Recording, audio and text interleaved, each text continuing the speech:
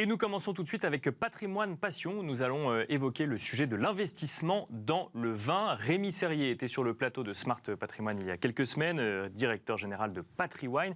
Il évoquait avec nous le potentiel des millésimes de fin septembre 2022. Écoutez.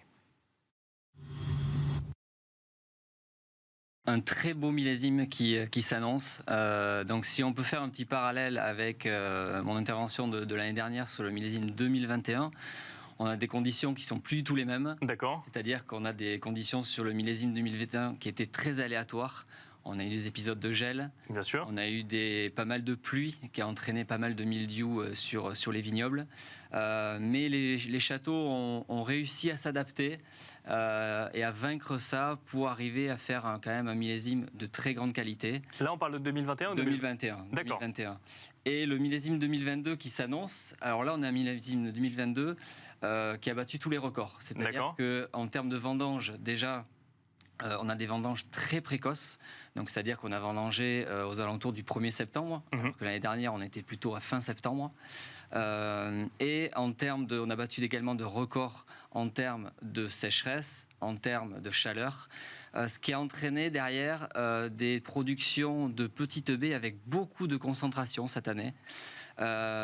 Et derrière, on a par contre des quantités qui sont très limitées parce qu'il y a eu un manque de pluie. Donc on a des petites baies par contre qui sont très concentrées et on a un poids de la baie qui est d'environ 15 à 30% de moins que l'année dernière. Donc ça veut dire que les sécheresses qu'on a connues cet été, en fait, n'ont pas remis en cause les récoltes de vin au moment des vendanges en 2022, mais un peu quand même, c'est-à-dire qu'il y en a moins, c'est ça, tout à fait, tout à fait, parce qu'il n'y a pas eu de pluie, tout simplement. C'est-à-dire qu'on a des toutes petites baies, mais par contre très concentrées grâce à la chaleur qu'il y a eu, le soleil. Mais par contre, derrière, on a des baies qui sont très concentrées, donc une qualité qui va être vraiment exceptionnelle cette année. Et donc, ce millésime-là a déjà très bonne presse auprès de toutes les propriétés qui ont vendangé tout ça. Et on s'attend vraiment à quelque chose d'assez sympa. Ouais. Une question quand même pour ceux qui nous écoutent, ça arrive qu'en septembre on dise que le millésime en question est à très mauvaise presse déjà ou est porteur de... très mauvaise presse, non, parce que maintenant les propriétés arrivent à s'adapter et mettent tous les moyens pour arriver à faire quelque chose. En fait, c'est juste la quantité qui va se jouer, principalement. Ouais. Soit on va avoir des volumes qui vont être beaucoup moindres, comme ce qui va arriver comme cette année 2022. 2022. Ouais. D'accord. Mais souvent, quand même, les châteaux arrivent à s'adapter aux conditions. La vigne également a une mémoire, c'est-à-dire qu'elle va rechercher ce qu'elle a déjà vécu auparavant. D'accord. Et elle arrive quand même à s'adapter par rapport aux conditions qu'on peut avoir extrêmes d'une année à l'autre. Des quantités réduites, ça veut dire qu'on pourra moins acheter de millésime 2022. Ça veut dire qu'automatiquement, on s'attend à une hausse des cours des vins d'investissement ? Tout simplement, si la quantité est moindre, c'est-à-dire que oui, il y aura moins de vins disponibles. Les cours, on le sait, on le saura. On ne le sait pas encore là. Au moment de la sortie primeur, au mois d'avril, c'est là où les châteaux imposent le prix. Donc non, il se peut qu'ils puissent s'aligner sur le millésime antérieur. Ça, c'est eux qui décident, mais ça, en termes de prix, on ne peut pas avoir encore d'informations. D'accord, même si on sait qu'il y aura évidemment moins d'offres que certaines années auparavant, ce n'est pas pour autant qu'on peut déjà définir quel sera le niveau de prix du millésime 2022. On le saura vraiment au mois d'avril, même si on peut avoir une orientation par rapport à ce qui s'est passé, mais on le saura vraiment au moment de la sortie des primeurs.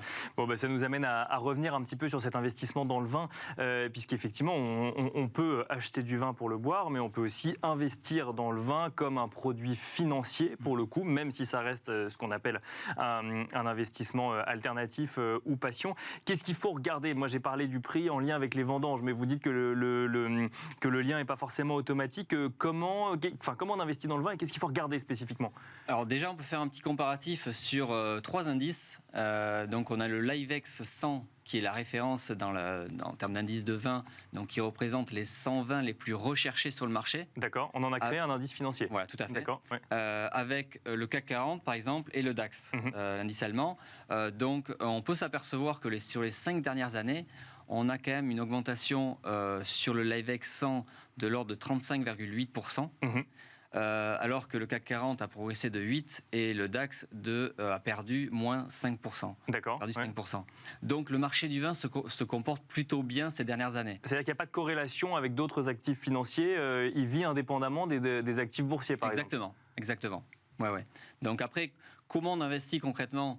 C'est-à-dire que nous... Et alors, avant d'aller sur comment on investit concrètement, est-ce qu'il y a un effet de vase communicant? Alors, ça vaut pour le vin comme pour d'autres investissements passion. Est-ce que, je ne sais pas, lorsque les marchés financiers se portent bien, on va moins vers des investissements passion comme le vin, et quand ils se portent mal, on revient plus vers des investissements passion, ou c'est juste que les deux vivent leur vie de manière totalement indépendante? Non, les deux vivent vraiment, c'est de manière vraiment indépendante. D'accord. Donc, c'est vraiment une valeur refuge. C'est un produit qui fait partie intégrante de la culture française. On mise vraiment là-dessus et vraiment, qui ne rêve pas d'avoir dans sa cave des grands crus de Bordeaux. Donc vraiment, c'est vraiment un placement également plaisir. Mais ce qui est vraiment décorrélé des marchés financiers. Alors, vous dites qu'il ne rêve pas d'avoir dans sa cave des grands crus. Est-ce que ça veut dire que quand on investit dans le vin, on les stocke dans sa cave, par exemple?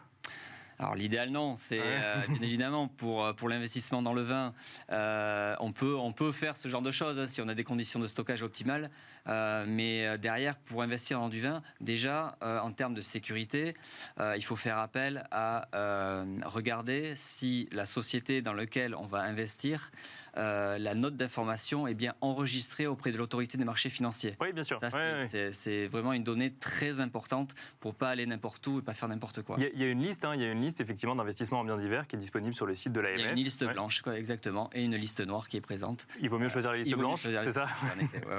Et donc vérifier effectivement qu'on fait appel à un intermédiaire qui montre pas de blanche vis-à-vis de l'AMF en matière d'investissement, parce que les risques, c'est quoi? C'est d'acheter du mauvais vin? Parce que les risques, c'est dans un premier temps, c'est de ne pas avoir les vins. Il y a tellement de trafic, on peut voir ce qui se passe sur le net, qu'on peut tomber sur des vins qui sont non livrés, ou les vins d'accord, etc. Okay. D'accord, on peut faire face à des arnaques traditionnelles. Exactement. C'est pour ça qu'il faut vraiment être vigilant là-dessus et bien consulter cette liste blanche pour faire appel à des sociétés qui sont bien, où la note d'information est enregistrée auprès de l'AMF. Donc ensuite, on ne le stocke pas forcément soi-même, mais plutôt on fait appel à des acteurs spécialisés. Pourquoi? Parce que ça permet de mieux le revendre, j'imagine, c'est ça? Ça permet de mieux le revendre. Alors déjà, il y a une traçabilité qui est garantie, c'est-à-dire que toutes les caisses proviennent directement des propriétés. D'accord. Elles n'ont pas véhiculé sur différents endroits, et donc elles proviennent vraiment directement des propriétés. Et ensuite, les caisses sont stockées dans des conditions optimales, c'est-à-dire des entrepôts ultra sécurisés, avec des conditions de température optimales, des capteurs d'hygrométrie qui sont tous les 2 mètres pour bien vérifier le taux d'humidité. Et tout cet ensemble-là est très important pour la revente, parce que un vin qui va être racheté par la suite, s'il n'a pas été conservé dans des conditions optimales, le prix ne va pas être le même. Il va être différent. Petite question un peu provocatrice, si on parle d'un vin d'investissement, personne ne le boit, pourquoi est-ce que c'est aussi important de bien le conserver? Parce que au final, le but final, c'est que le vin soit bu. D'accord, oui, c'est ça. Le but final, on n'investit pas ad vitam aeternam sur le vin, il y a un moment où on boit la bouteille quand même. Et c'est ce qui fait le but de l'investissement, c'est que c'est au moment où la rareté s'installe. C'est-à-dire que plus un vin va être consommé, plus la rareté va s'installer, plus les prix vont augmenter. Et là, il est bien là le rôle de l'investissement dans le vin. Donc c'est très important, parce que le but final, il est quand même pour une consommation. Alors, quand les primeurs arriveront, on aura un prix pour ce millésime 2022. Est-ce qu'il y a des facteurs qui vont jouer sur ce prix? Vous disiez que la quantité récoltée pouvait être un facteur, mais pas forcément. Est-ce qu'il y a des facteurs qui font influer quand même le prix d'un vin? Le facteur principal, mais sur du long terme, c'est bien sûr, comme je viens de parler, c'est la rareté. Ensuite, on a différents critères qui rentrent en jeu. On peut avoir les notations, pardon. C'est-à-dire qu'un vin va être, je prends l'exemple de Château Pape Clément 2009, qui avait été redégusté 4-5 ans après la sortie primeur, et il avait été noté 100 sur 100. Et dès le lendemain, on a pu se rendre compte qu'il y avait un impact directement sur le prix. D'accord. Ça, c'est un critère qui rentre en ligne de compte, qui est quand même très important. Ensuite, on a la notion de classement aussi. On a le classement au mois de septembre, là, qui est le nouveau classement de Saint-Émilion, qui sort tous les 10 ans. Et donc là aussi on a des châteaux qui vont monter de gamme. Je prends l'exemple du château Figeac, dont on a beaucoup parlé cette année, en Saint-Émilion, donc qui est passé premier grand cru classé A. D'accord. Et donc qui a atteint l'élite pour rejoindre le Château Pavie. Donc ils sont 2 tout en haut de la liste, Château Pavie et Château Figeac. Et donc là aussi, même si on a des informations au préalable comme quoi ce sont des vins qui vont grimper, mais ça peut également avoir un impact sur le prix. D'accord, donc tout n'est pas figé. En fait, les grands châteaux ne sont pas ceux qui se vendent forcément le plus cher. Ça peut évoluer en fonction du vin en lui-même et des années, pour le coup. Exactement. On a tous ces aspects-là font qu'il y a des variations qui se font, mais l'investissement en primeur reste quand même une valeur entre guillemets sûre. On a des variations qui se font et des rentabilités qui sont assez constantes chaque année. Alors pas peu importe les millésimes, mais sur des millésimes un peu moyens, on arrive à quand même des rentabilités qui sont quand même sympas. Et sur des grands millésimes qu'on a pu faire 2018, 2019, 2020 et 2022 qui arrivent, on s'annonce à des rentabilités assez importantes. Voilà, c'était Rémi Serrier, directeur général de PatriWine. On se retrouve tout de suite dans Enjeu Patrimoine.